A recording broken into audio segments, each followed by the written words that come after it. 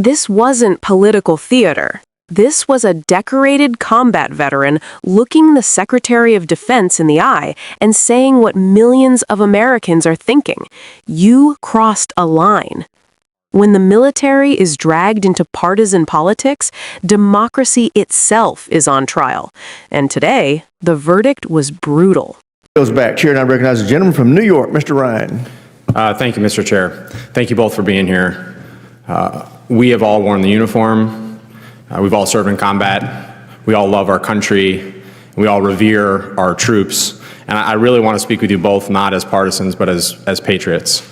And I want to talk specifically about the events at Fort Bragg the other day. General Kane, I want to start with you. As a junior officer, were you ever required to make a pledge of political loyalty? Yes or no? Sir, as you know, we're an apolitical military, so, no. Thank you. At any time in your 30-plus years of incredibly distinguished service, did you have to make a pledge of partisan or political loyalty? No, sir. Thank you. Did you ever serve in any unit or command at any level where service members were required to make a pledge of political loyalty? No, sir.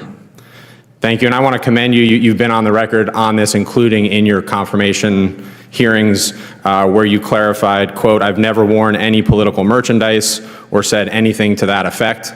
I appreciate that. That is the standard, and commend you for saying so and continuing to model that. General Kane, one last question for you. Should soldiers have to pledge political loyalty to participate in an event with our Commander-in-Chief? Yes or no, please? Sir, I'm not, first, no, I'm not aware of any time in history that soldiers, sailors, airmen, Marines have been asked to do that. I think. I'm sorry, General, I do want to, just in the interest of time, I want to talk about what happened at Fort Bragg 2 days ago. There was guidance put out, and this has been verified by multiple independent news outlets, saying, quote, these are to the soldiers of the 18th Airborne Corps and the U.S. Army. If soldiers have political views that are in opposition to the current administration, then they need to speak with their leadership and get swapped out. This is swapped out of the event with the president. In addition, in an incredibly disturbing incident, there was a pop-up shop selling MAGA merchandise on post at Fort Bragg. And to summarize this, there was a commander from Bragg who said on the record, quote, "This has been a bad week for the Army, for anyone who cares about us being a neutral institution. This was shameful." If those are the facts, and I know the Army is investigating at least the MAGA pop-up shop, is that appropriate, General Kane? Sir, I haven't seen any of these reports. I'm not familiar with them, but as I mentioned earlier and in my confirmation hearing, the nation demands a apolitical, nonpartisan military. I appreciate you saying that and happy to share those reports. Secretary Hegseth, are you familiar with DoD Directive 1344.10? Political activities of the members of the armed forces? Well, first off, I don't buy into your yes or no? insinuation are you familiar that pledges are being done under this administration. That's I reclaim my time.